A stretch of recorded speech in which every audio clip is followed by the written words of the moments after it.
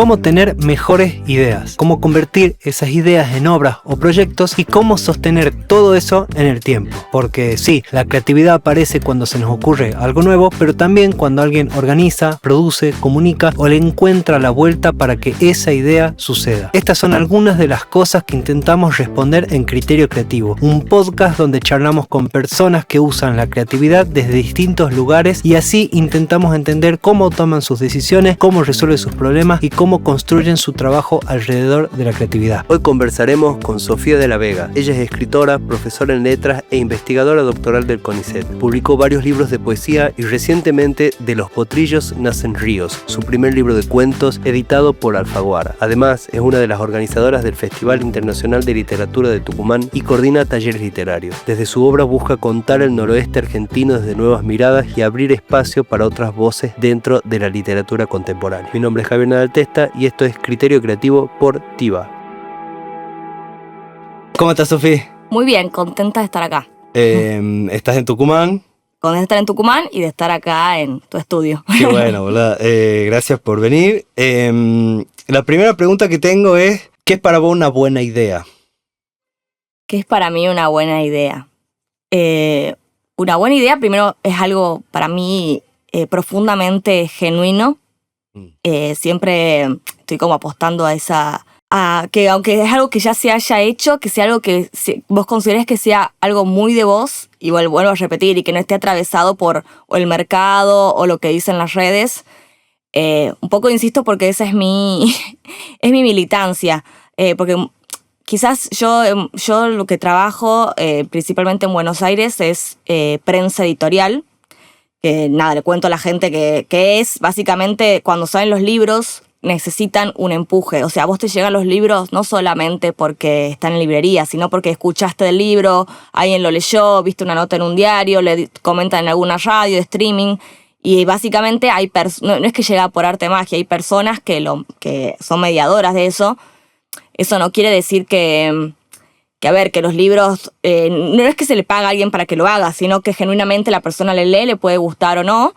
Lo que pasa es que también ahí se nota que alguien tiene una plata para pagarme a mí para que yo pueda alcanzar ese libro. También a su vez, muchas veces los libros que más se comentan son quizás los más cortos o sencillos de leer porque la gente no tiene tiempo y vas ahí como viendo cómo, yo veo muy claramente cómo es el cuello de botella para que llegue un artista o algo se comente.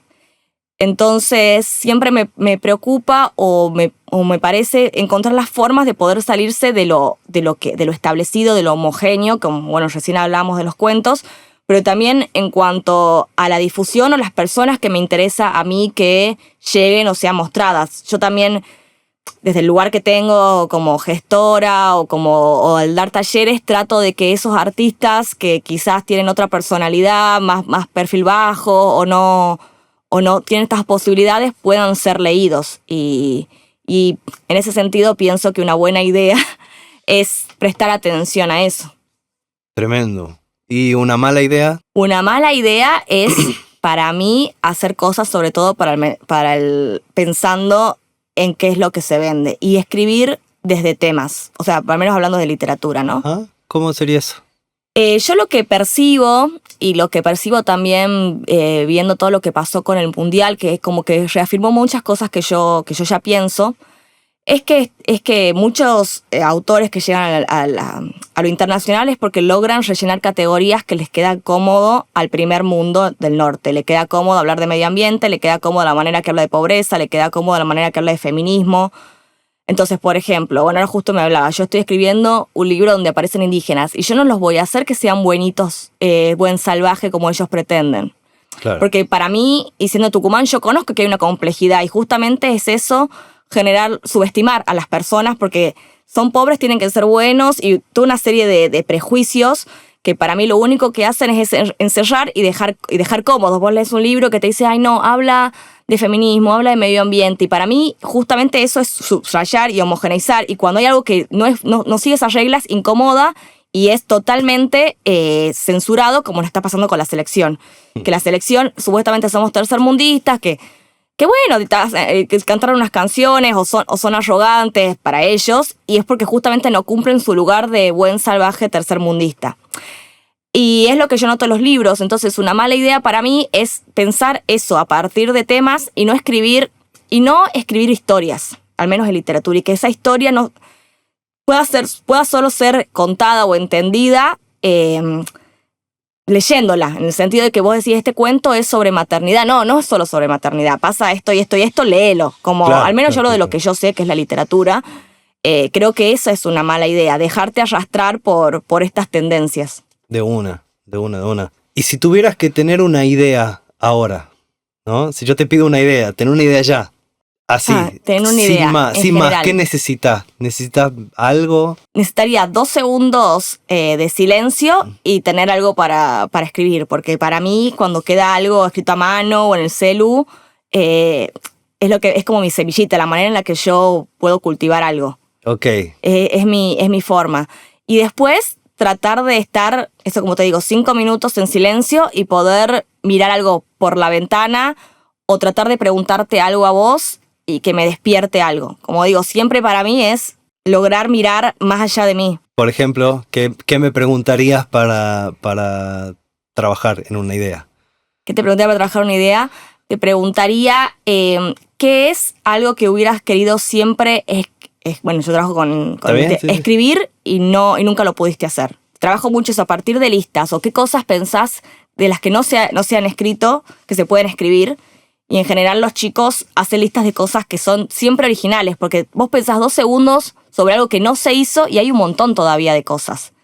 Parece que estamos en un mundo reciclado, pero en realidad todavía hay un montón de cuestiones para abrir. De una. Siempre trato de encontrar como eso vacío, como donde todavía no se puso el ojo y tratar de ahí un poco profundizar. Porque está esta idea de todo está inventado, o ya se habló de todo, o ya todos los temas han sido abarcados. Pero bueno, también la perspectiva es una variable, ¿no? Claro, no solo el tema, porque eso es un poco lo que hablo. No solo lo importante es el contenido, estamos en una época muy contenidista. Es importante la forma, que bueno, un poco recién hablamos de las perspectivas, del uso de la voz. Lo dice mucho Lucrecia Martel. Para ella, cuando ella habla del sonido, no habla solamente de lo que dice esa persona, sino los gestos, la manera en la que habla, la manera en la que usa su cara, la manera en los tonos que da. Y todo eso conforma una persona. Lo que pasa es que en la actualidad el arte también se vuelve como plano como el Instagram, en el sentido de que lo que se ve es lo rápido que te genera y no esa cosa tridimensional. Como que lo que yo creo que como artistas lo que tenemos que hacer es volver a rellenar espacio más que tiempo. Siento que lo que pasa es que marcamos todo el tiempo un presente, un pasado y un futuro.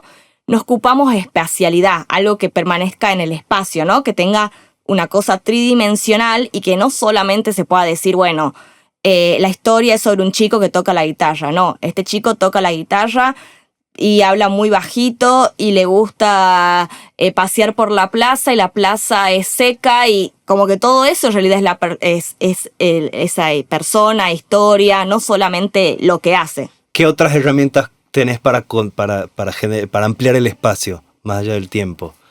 Y para mí es muy importante tener los sentidos muy desarrollados o abiertos. Esto que te digo, como el hábito del artista, para mí es tener como los sentidos al servicio de una creación.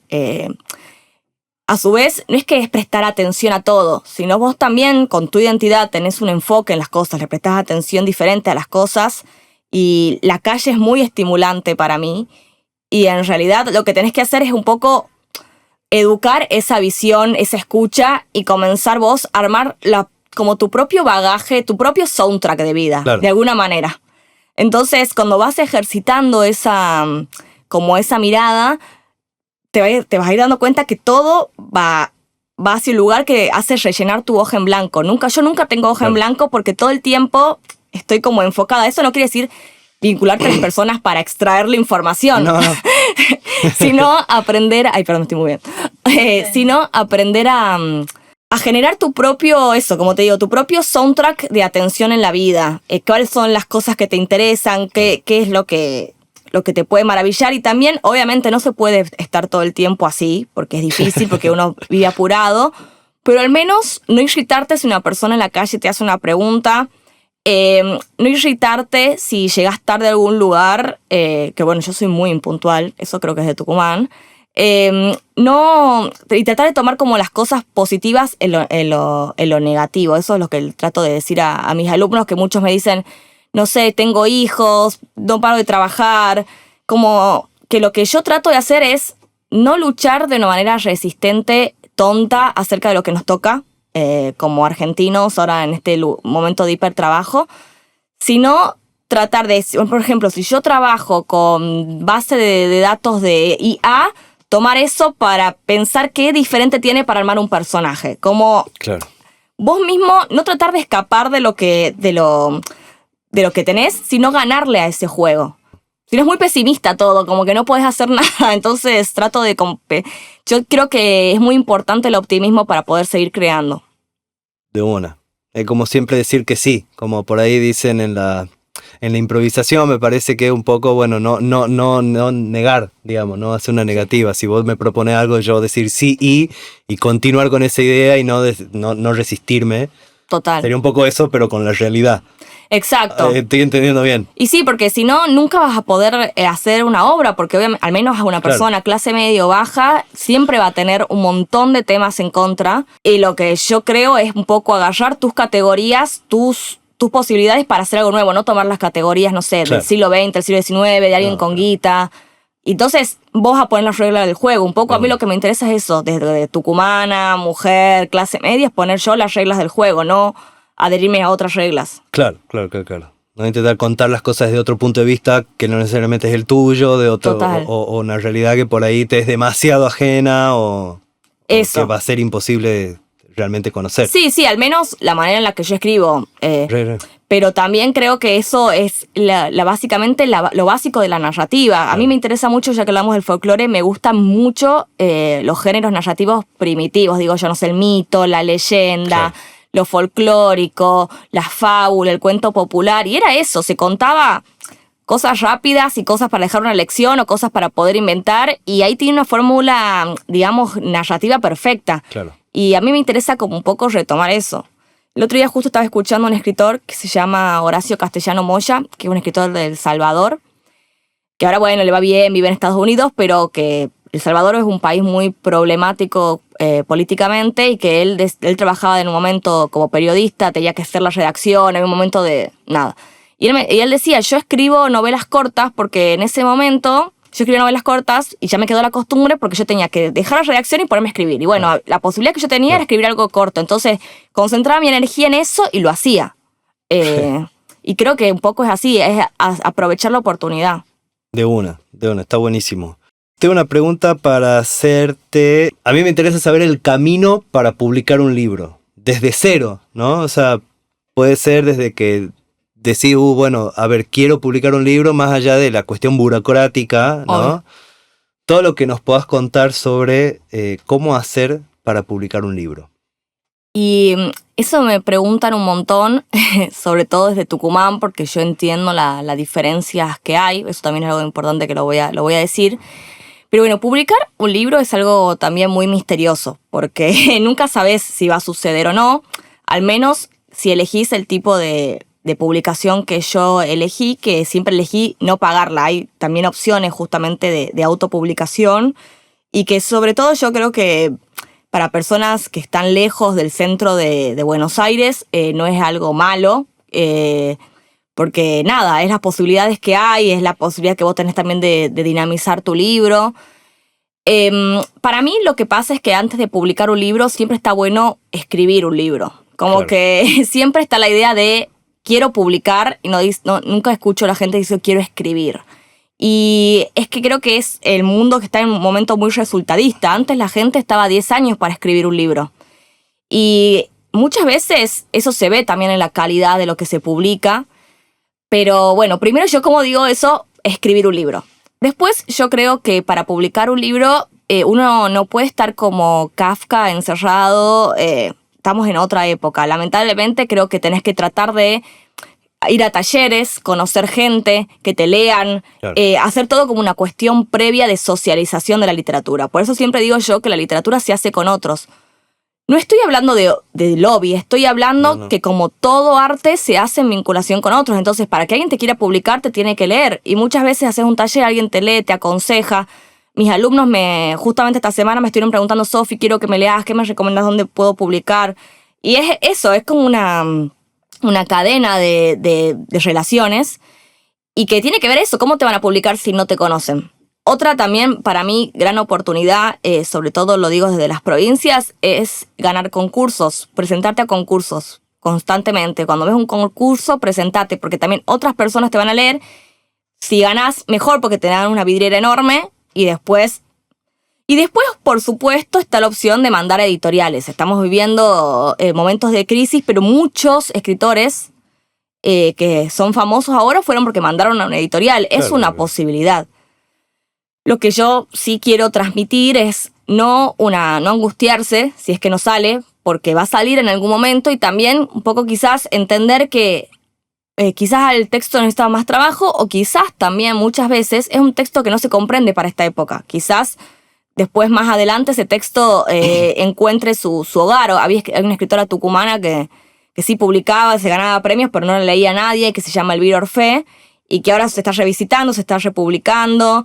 Es como que el tiempo dentro de la literatura es muy particular. Escritores que también fueron muy famosos después se apagan y no se leen. Es como que hay una trascendencia muy particular.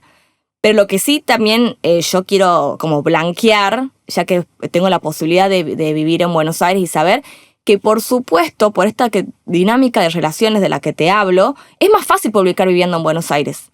Eso es así. Es triste, no digo que esté bien, pero es así. Yo terminé publicando porque iba a un taller de un amigo de allá, a mí me conocían, o sea, no digo que lo que escribí no es un desastre, obvio, pero también sé que hay en parte porque hay una presencia física.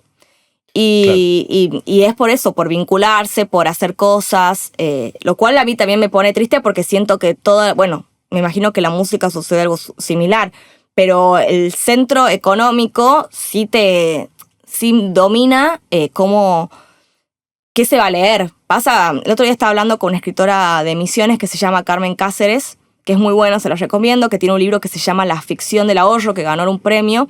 El libro es sobre el 2001 en Misiones, justamente, cómo se vive desde posadas, eso de un poco cómo fue la crisis económica en las provincias, que pasaba por algo distinto que en Buenos Aires. Es un ensayo elegante, precioso. Y ella decía, muchas veces a mí me quieren invitar a cosas y no me invitan porque vivo en Misiones y no me quieren pagar el pasaje. Además de eso, todo lo carísimo que es traficar el país, yo lo sé.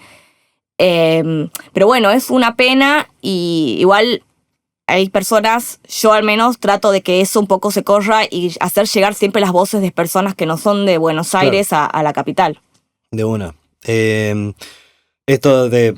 Bueno, te tiene que gustar escribir, tenés que querer escribir, vos decís, mucha gente dice quiero publicar y pocos que quieren escribir, o no sé si están así, que yo te estoy parafraseando capaz que mal, pero creo que ahí pones el énfasis, entiendo, en el proceso, en que Sí. a uno te tiene que apasionar el proceso, y el proceso a veces está bueno, a veces es difícil. Parte del proceso igual a veces es golpear puertas, parte Total. del proceso, o sea, como hay una gran cantidad de actividades que conllevan realizar una obra, publicarla, difundirla, etcétera. O sea, en cada cosa hay actividades que realizar. Tal vez no nos gustan todas, ¿no? Totalmente. Hay algunas que a vos no te gusten, no hace falta que las nombres, pero hay algunas actividades que vos también decís, che, esto es una paja, pero igual lo toca hacer. Sí, a mí, por ejemplo, no me gusta tanto ir a lecturas como leer Claro. mis propios textos. No sé, me incomoda, me parece que, no sé, leer los textos es como muy para alguien que sea un poeta performático, si no siento que estoy aburriendo a la gente. No sé, me agarra, pero también pienso, si alguien me invita amablemente, me están haciendo parte de un circuito, no puedo decir que no. Hay muchas es como eso, yo creo que como todo trabajo tiene una parte que no te gusta y tiene una parte también social que la tenés un poco obligada y que bueno, capaz que cuando ya te va súper bien la podés zafar, pero a mí me parece muy difícil como no hacerlo. O sea, también a su vez a mí hacerlo me lleva a tener alumnos, que a mí lo que más me gusta es dar clases, entonces es como todo un ida y vuelta. Claro. En todo hay partes que no nos va a gustar, ¿no? Totalmente. Que hay parte de las actividades por ahí. Creo que también estamos en un momento en el que uno solo quiere hacer cosas que te den placer o que te hagan bien, ¿no? Las redes también nos llevan a que el consumo sea todo comodidad, y en la leve incomodidad social o que sea, ya uno se corre, Y escribir, ¿no? es así, tiene muchas incomodidades. O sea, obviamente hay una gran parte de placer que por eso uno lo hace, pero no podés bajar los brazos a la primera de cambio. O sea, Claro. uno se traba, uno después no sabe cómo resolver una idea. No. Lo hermoso de la escritura para mí que es muy, muy parecida al amor, en el sentido que es totalmente incierta. No sabes a dónde te puedes llevar, qué puedes hacer, te puedes trabar. Entonces, por eso digo, escribir y disfrutar y probar y hacer que te lea alguien, un amigo, a ir a un taller, volver, darte un tiempo, leer un nuevo libro. O sea, escribir, ahora no sé, hay libros que salen rapidísimo, no digo que no se puede hacer, pero también en realidad conlleva como es un gran desafío también y lleva tiempo. Claro. Y concentración. Y concentración en esta ¿no? época. También algo que marca nuestra época es la dificultad de prestar atención y sostener algo en el tiempo. Totalmente. ¿no? Entonces también es un valor. A mí me pasa trabajando con artistas que por ahí, bueno, acompañar artistas en llevar un proceso para un resultado, etcétera, y tener que acompañar la ansiedad, ¿no? Pero eso lleva para mí muy... yo no sé si siempre toda la historia de los artistas tuvieron esta ansiedad. Para mí es algo de esta época, como un poco vos señalás. Y para mí el tema es que sobre todo escribir conlleva mucha paciencia. O sea, si te apurás se comienza a estropear. El final se nota que querías terminar rápido. Es como es muy transparente la escritura en ese sentido. De una. ¿Y cómo haces para concentrarte? Bueno, a mí me cuesta un montón. Para mí lo peor del mundo es el celular. Claro. Y lo que trato de hacer es esconderlo y tratar de decir, bueno, ahora yo quiero hacer esto. Lo que trato es como que yo para escribir y concentrarme me doy señuelos. Trato primero de leer algo que me parece que me va a servir y que me entretenga, algo que me guste, que me dé curiosidad, porque también, bueno, eso no hablamos, pero para mí la curiosidad es fundamental también para los procesos creativos, para tener una buena idea. No estar tan tranquilo y cómodo con lo que vos ya sabés o tu mundo, sino tener como un hambre de saber, tener también ciertas inseguridades, es buenísimo para crear, no estar tan seguro de todo. Y en ese momento tratar de como que yo misma me doy dando señuelos, anzuelos, y para tratar de permanecer ahí. Sí, me gusta ir a un café o trabajar en mi casa, estar un poco tranquila si es necesario. Como digo, lo de los otros, es necesario un poco de tranquilidad. Y ahí ver qué pasa. Va mutando. Algunas veces tenía una cuando estoy como muy envalentonada, a veces logro tener una rutina, a veces no. Es como, bueno, me imagino que yo creo que todas mis amigas en Buenos Aires, sobre todo, son escritoras, y con todas hablamos lo mismo. Estamos buscando siempre la forma de estar, vinculada a eso y un poco en relación con ese objeto. Por eso digo, aunque a veces no estés escribiendo, sí permanecer en ese hábito, estar leyendo algo que te conecte, estar pensándolo. Yo creo que hay mucha parte de la escritura que pasa solo por la cabeza y después lo volcás. Tengo una pregunta para vos que estás escuchando. ¿Esta entrevista te está sirviendo? Bueno, de ser así es porque está hecha para vos. Y de donde salió esta entrevista hay mucho otro contenido. Este canal se llama TIVA y es una especie de plataforma creativa, colaborativa y educativa. TIVA. Y se van sumando de a poco diferentes contenidos sobre esta temática. Obviamente suscríbete y si querés podés llenar un formulario que está en la descripción de este video para recibir más información sobre talleres abiertos y gratuitos y otro tipo de contenido e instancias sobre creatividad y procesos creativos. Fin del espacio publicitario. ¿Qué es la imaginación? Uy, es la palabra que me está un poco circundando. Mira, para mí la imaginación es como una especie de revelación que se da de maneras muy internas y a su vez vinculadas con otros. Quizás suena algo muy, muy extraño, pero es una palabra que me interesa recuperar, pero no solo desde un ámbito literario, sino también político.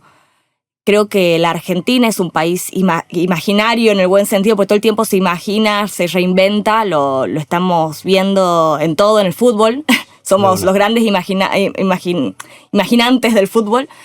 Pero la imaginación para mí es justamente esa posibilidad de irnos revelando y que tiene una combinación muy particular, que es una revelación que tiene que ver con una historia interna de cada uno, pero también una historia vinculada con otros. Y en esa revelación tan interna que tiene que ver con el interior, también se trafican cosas que la supuesta realidad no nos muestra, pero es la realidad. Entonces esa posibilidad que todavía tenemos de estar como por fuera de lo establecido.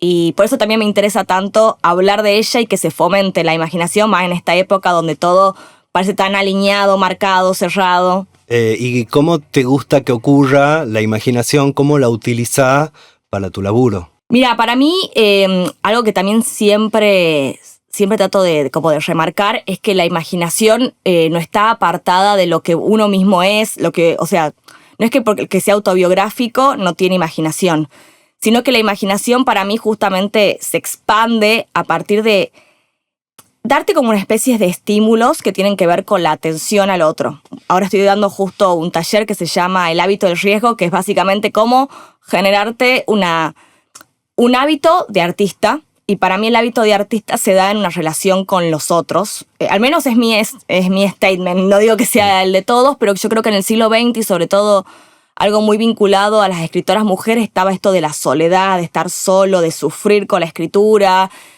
Y para mí no es que no sea correcto eso, eran muchas escritoras vinculadas también, o escritores si querés, vinculadas con los movimientos del siglo XX, que tenían que ver con las guerras mundiales, básicamente. Entonces la búsqueda de soledad también era un poco para evadir ese mundo terrible que estaban viviendo. Yo creo que ahora hay que buscar las estrategias de poder vivir con otros en un mundo que supuestamente nos muestra que estamos hiperconectados, pero no. Entonces, para mí la imaginación se da en recuperar tu propia visión del mundo a través de la atención de los otros, no de lo que te muestra, no sé, el algoritmo, claro, lo que tenés que prestar atención. Que a veces se muestra justamente en el algoritmo. No sé si viste todos esos videos de la ciudad de Buenos Aires o Casita de Tucumán, todos esos videos que van mostrando las ciudades de otros ojos. Yo creo que poco es eso, es recuperar la mirada, la escucha y hasta el olfato propios. Claro. Quiero ir a tu libro directamente, De los potrillos nacen ríos. Es un libro en el cual la identidad propia, o sea, la mirada, al margen de tu mirada, hay algo de una identidad local, que si bien no está explicitada constantemente, al menos en mi lectura, ¿no? Ni está folclorizada, entre comillas, está súper presente todo el tiempo. ¿Cómo te jugó a vos la imaginación para la escritura de este libro de cuentos? Y para mí fue fundamental también, bueno, vos también sé que viviste un momento fuera de Tucumán, entonces para mí la experiencia de poder retirarme, tomar distancia de Tucumán, me permitió justamente imaginarme otro Tucumán. A mí siempre me maravilló, me pareció como la cantera más fértil para contar historias, porque tiene que ver también con la personalidad de los tucumanos, una idiosincrasia. Yo creo que no lo folcloricé porque no estaba buscando, no sé, hacer un cuento sobre el sándwich de milanesa, sino como algo más profundo. Por ejemplo, algo que siempre a mí me pareció fascinante del tucumano es como ante las peores situaciones hay mucho humor. No, hay mucho humor, quizás suena negativo, pero hasta en la pobreza hay humor, ¿no? Como que las personas que están en la calle se te acercan, te hacen un chiste.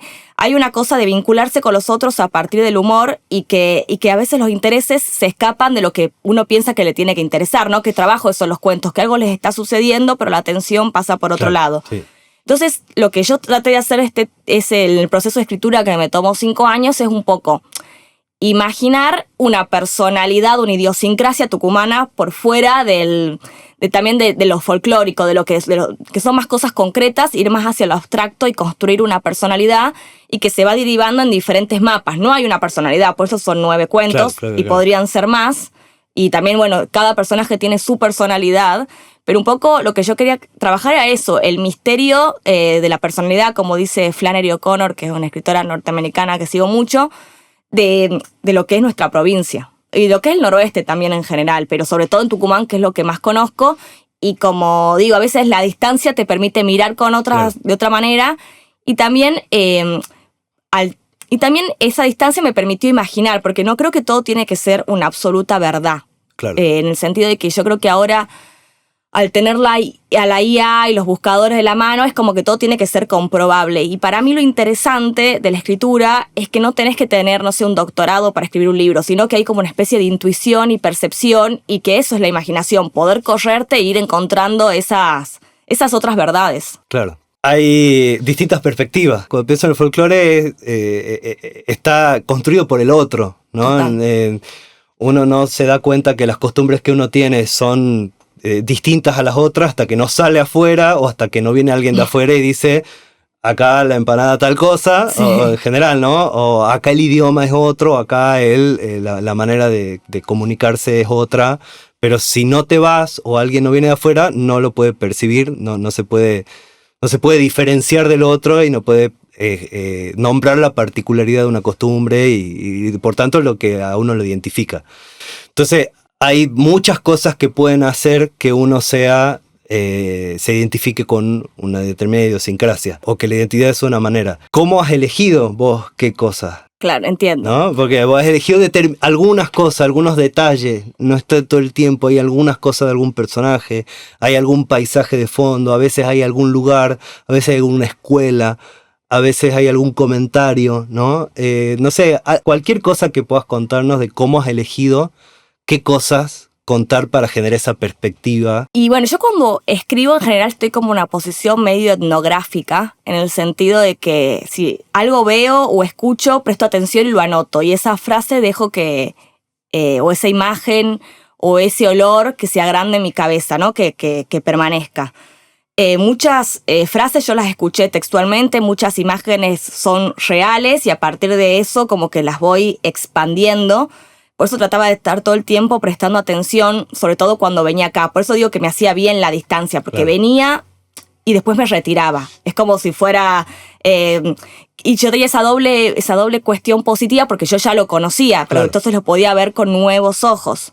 Y a mí lo que más me interesaba era, quizás estoy medio reiterativa, pero era armar un mapa en el sentido de que no quería que sea una visión ni que sea solamente mi visión. Por eso hablan tantos personajes de diferentes edades, hablan personajes que no son personas, porque lo que más me interesaba era justamente no encerrarnos en una idea de, por ejemplo, literatura rural.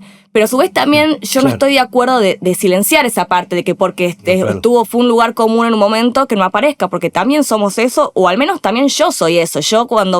Yo de toda la vida voy a Tafí del Valle, tengo una relación entrañable y muy particular con la naturaleza, y también la tengo gracias a que vivo en Tucumán y no soy ahora no vivo en Tucumán, pero de que nací en Tucumán y no en Buenos Aires, donde todo lo que es con la naturaleza queda re mil lejos.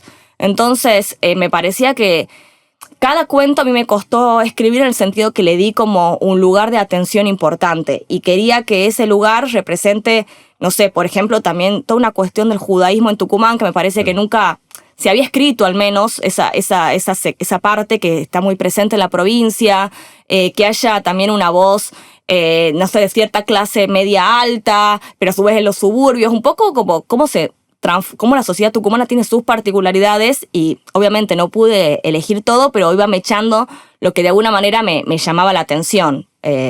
No sé, por ejemplo, hay un cuento que habla una señora grande que tiene un kinesiólogo, que a su vez su kinesiólogo es judío. Ahí, por ejemplo, es mi abuela que me había mandado ese mensaje. Siempre sigue haciendo esos comentarios socarrones, riéndose. Y tenía esa relación tan particular con su kinesiólogo, que es gay y que es de otro mundo, y ella se fascina.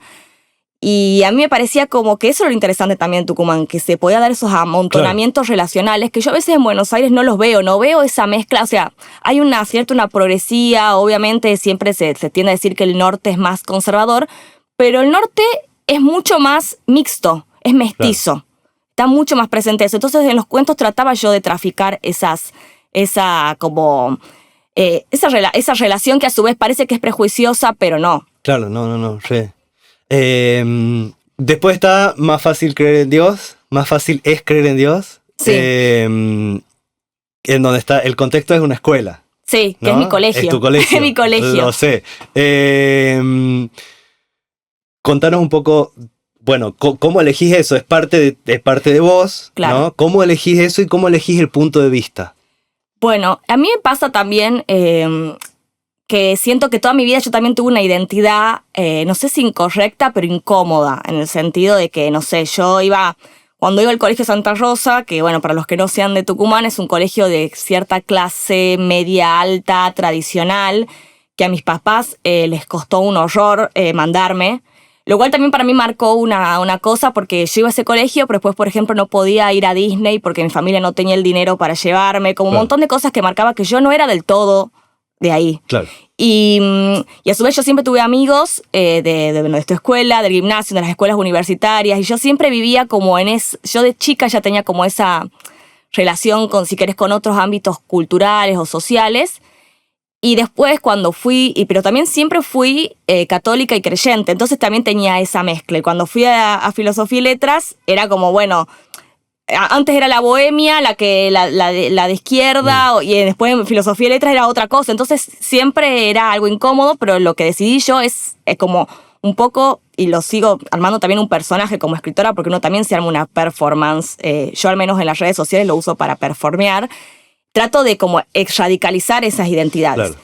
Y en esa identidad radical también para mí está el catolicismo, y a mí lo que me divertía por las relaciones, yo tengo amigos curas, monjas, y mi propia experiencia, que es la mía, es una experiencia muy feliz con esas figuras, con las monjas. Cuando yo iba al colegio, quienes eran más de izquierda eran las monjas, las que hacían cosas más que me parecían diferentes o las que me habían acercado a la literatura. Entonces, inclusive yo termino estudiando letras porque una monja me fomenta eso.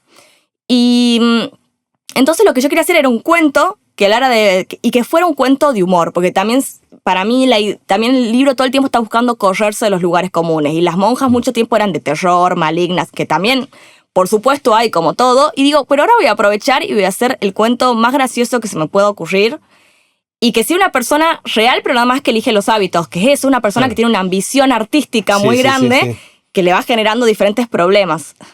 Es muy bueno, o sea, creo que es mi favorito. Después hay otros personajes, no quiero ir llevando un poquito por algunos lugarcitos. Hay uno de tus cuentos que tiene un personaje principal, se llama El Ratón, y es un curandero. Ah, ese es querido, ese personaje. Es que es muy querido, muy querible también, y es muy enigmático. Hay una construcción de un personaje que tal vez tendrá o no que ver con algo que hayas conocido o no. Pero bueno, nada, genera un punto de vista, trae un lugar de la ciudad, trae un barrio y un lugar de la ciudad que no está presente en otros cuentos, ¿no? No, porque es como los suburbios, tampoco bueno, que muchos conocemos, justamente por fuera de las 4 avenidas, como decimos acá.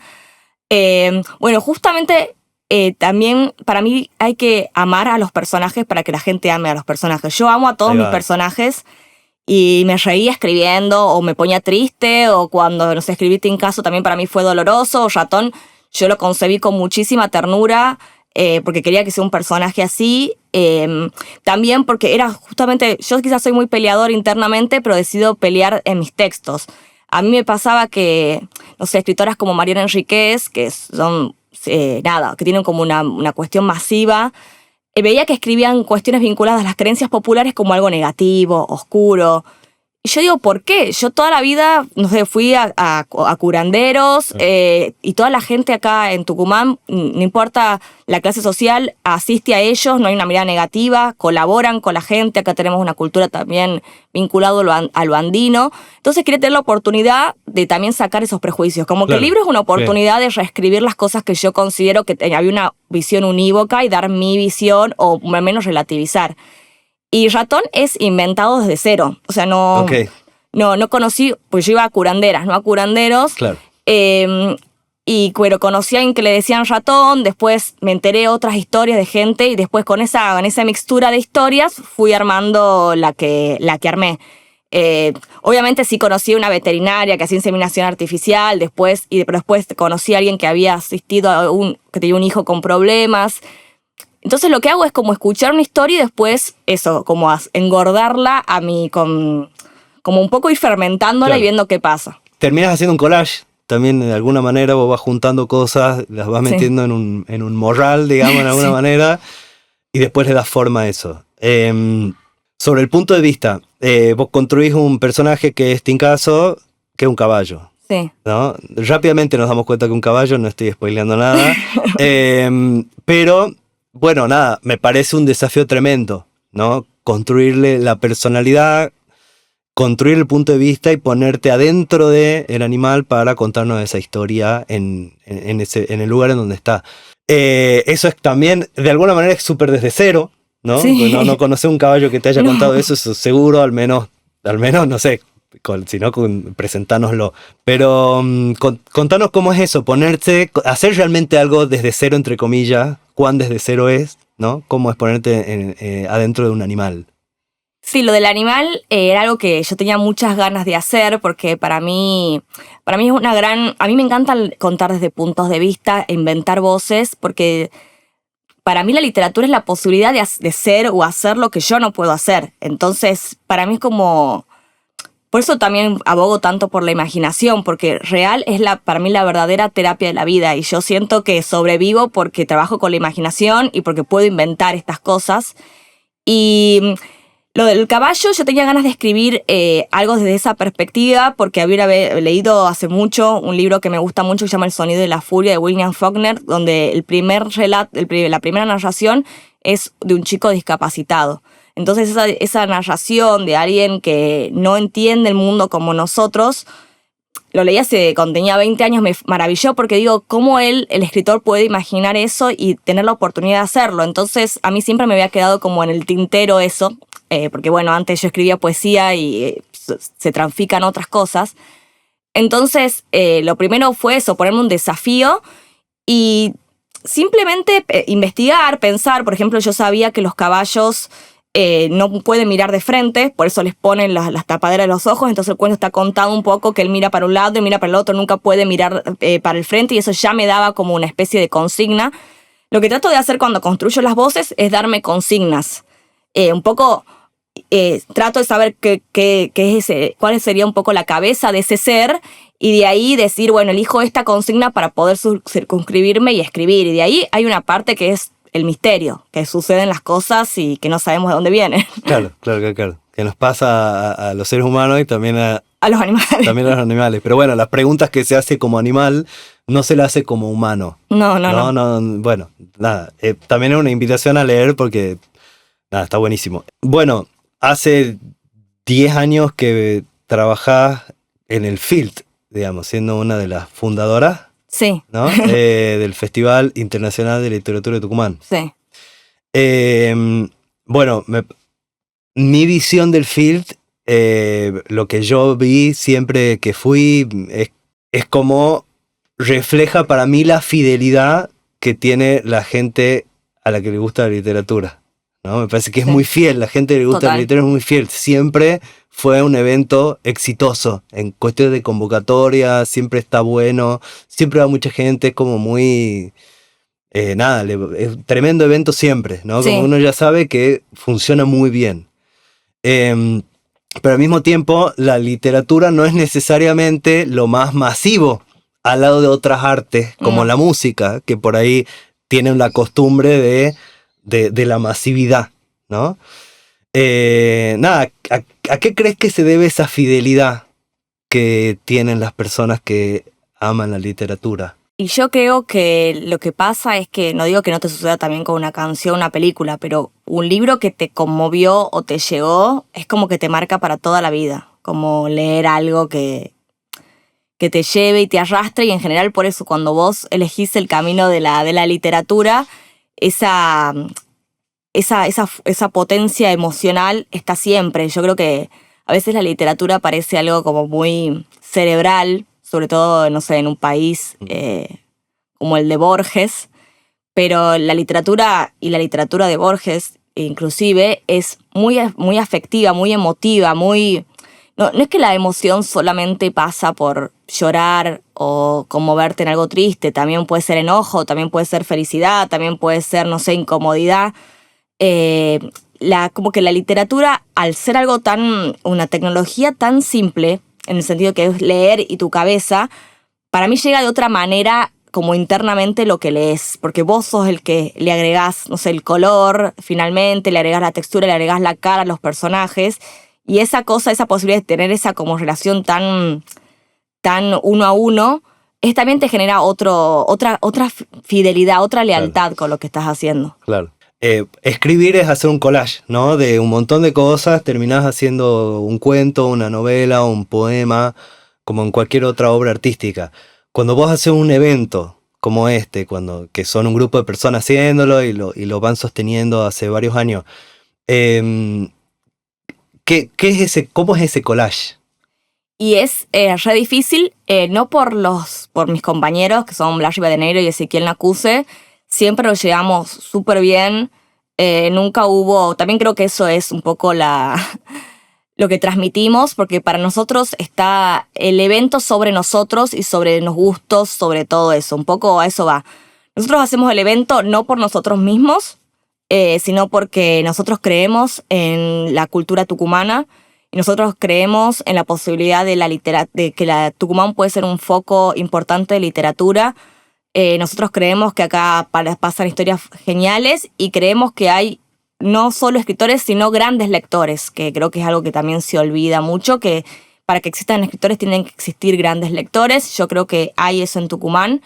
Y cuando nosotros armamos el festival desde sus comienzos, siempre fue algo democrático, en el sentido de que nos interesa invitar tanto escritores que no sean de Tucumán en sus diferentes variantes, tanto nos guste más o menos, no pasa por una cuestión de gusto, sino por que pensamos que rellenan ciertos espacios que nos parece importante que aparezcan.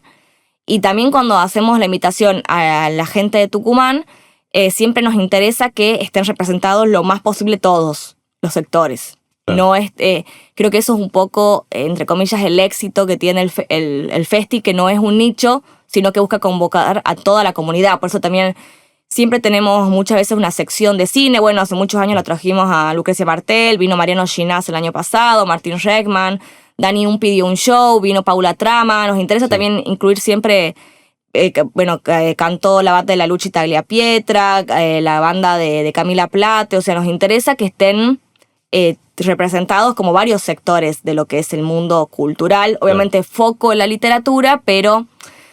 Y algo que en un momento nos reclamaba mucho y era un poco para mí gracioso, ahora yo era más chica y me enojaba más, ahora no, era de por qué invitábamos a escritores que no eran de Tucumán. Y yo creo que un poco la gracia es la diversidad y vincularse, y como eso es un poco lo que yo te decía, que para mí es importante combatir esa cosa nicho muy ensimismada, porque...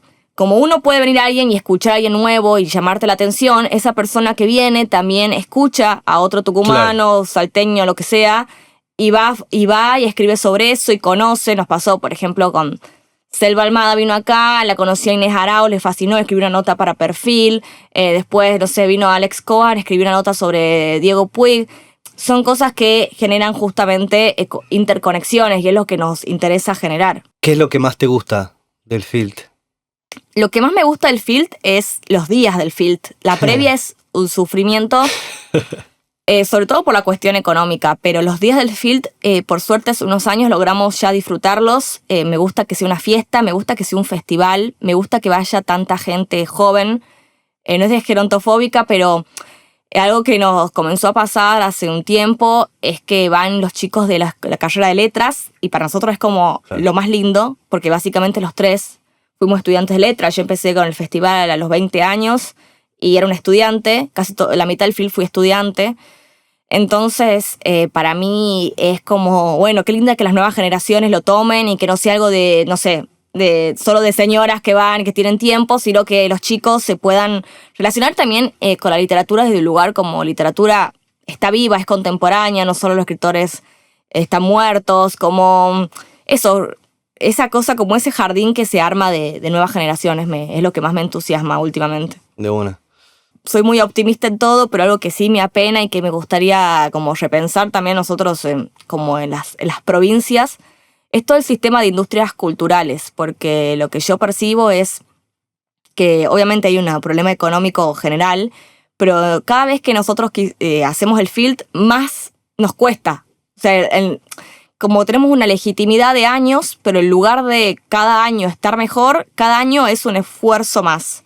Entonces me pregunto, como sociedad, cómo, no solo por el festival, cómo sería la forma de facilitar, qué leyes deberíamos poner. No sé si debería haber una ley de industrias culturales en Tucumán, no sé si debería haber otras posibilidades para que justamente esta configuración genere visibilidad, porque lo que yo digo, el problema de que Buenos Aires es el centro es por una cuestión económica, no es por una cuestión de que no haya artistas o una cuestión que no nos quieran a nosotros. Yo siempre digo, yo desde que pisé Buenos Aires fui re bien recibida y como que además a la gente le gusta que no seas de Buenos Aires, porque la gente también está un poco saturada del mismo porteño, entonces vos traes otra cosa. Y eso como que me comprobó mucho que no hay un prejuicio, no hay una negativa porque vos traigas otro mundo, al contrario. Claro. Pero el problema es que hay una cuestión económica que nos hace estar aislados y no permite que se conozca lo que hacemos. Y eso es a mí lo que me apena y que estoy tratando siempre de ver cómo salir de ese problemilla. De una. Por ahí, más allá de que el Estado tiene sus responsabilidades en determinados momentos, que uno nunca tiene que dejar de exigir regulaciones, fomentos y demás, ahí va a haber momentos en los que eso va a ser más posible que otro, por cuestiones obvias, pero sí, todo cambia también. Digamos, todo está cambiando muy rápido. O sea, en este primer cuarto de siglo XXI, el mundo ha cambiado muy rápido. En estos últimos 5 años también todo ha cambiado muy rápido. Entonces creo que la exigencia al margen de todo, que de todas maneras, no sé, pienso yo, el Estado tiene una manera muy lenta de accionar, los Estados, y todo lo demás se lo está comiendo, ¿no? También va muy rápido, ¿no? La cultura en general. Por eso es importante mirar otras cosas. ¿Mirar cómo qué? No, lo que pienso es que es importante esto que decís vos, la creatividad para también no solo crear lo propio, sino también para entender el ecosistema cultural en el que estás. Claro. Poner tu granito de arena, ser curioso, no ir y comprar solo el libro de Samantha Schweblin, tratar de ver cuáles son los autores de tu provincia no, que no tiene que ser tu provincia, como te digo, yo tengo una autora de Misiones. Claro, sí, tratar de eso que hace un rato hablamos, no tener que pasar siempre por Buenos Aires, cruzar las provincias. O sea, vos también para mí es re importante que lo hago en todo, es ser inteligente como consumidor. Cómo consumís, desde la ropa, desde la manera en la que compras algo para tu casa, la comida. Obviamente no se puede, es agotador, pero al menos en lo cultural tratar de ser un poco más curioso y usar tu inteligencia para ver, para no solo consumir lo que el algoritmo te tira, sino armar tu propio, como yo digo, soundtrack, tu propio catálogo, tu propia maletita con las cosas que te gustan. Me gustaría preguntarte sobre aprendizajes que hayas tenido con el festival y después sobre aprendizajes alguno que tengas para contar sobre tu trabajo como escritora, ¿no? Algunos aprendizajes que te digas, che, con esto he aprendido esto de algún error o de algún moco, de alguna situación, he tenido este aprendizaje que solo está en la práctica, solo se aprende haciendo un festival durante mucho tiempo, solo se aprende escribiendo y escribiendo. Y yo creo que las cosas que dije recién un poco están todas relacionadas con el festival. Primero aprendí desde muy chica, antes de ser escritora, escribí un par de poemas nomás, es que la literatura se hace con otros. Y que es muy importante la parte de que otros te puedan escuchar, de que otros te puedan aconsejar, de poder vos estar dispuesto a saber qué te está publicando en tu país, en tu contemporaneidad. Yo siempre no me sentí por eso como, voy a ser la escritora estrella, porque para mí siempre lo que yo hacía era con otros y yo podía conocer a otros escritores y a otras personas interesadas en el mundo literario y que quizás algún momento iba a poder yo escribir. Muchas veces dudé si yo era capaz de escribir, quizás mi lugar era simplemente ser difusora, después, pasaron cosas, pero creo que eso me enseñó principalmente y también me enseñó que tuvimos 1.250 problemas en la gestión. Hacer un evento tan grande es muy complicado porque siempre tenés como un problema y aparte, como sabemos, No, a ver, no es que nosotros como el festival recibimos, no sé, plata de la provincia, nos da, no sé, 10 palos y podemos traer a todos. Es como decimos un pichuleo, un poquito de plata por acá, un poquito de plata por allá. Claro. Es muchísima gestión y muchas veces sale mal, y creo que en eso de que sale mal nos activó algo que creo que te interesa, que es la creatividad, que es ante el problema, creatividad de resolver. Y creo que esa creatividad de resolver me sirvió mucho para mi vida como autora también. Claro. Por ejemplo... No sé, por ejemplo, nos pasó que el año pasado, 2 días antes del festival, que iba a venir María Moreno, que es una gran escritora. María Moreno, además, era un re laburo traerla porque ella tuvo una ACV y está en silla de ruedas y venía con el hijo.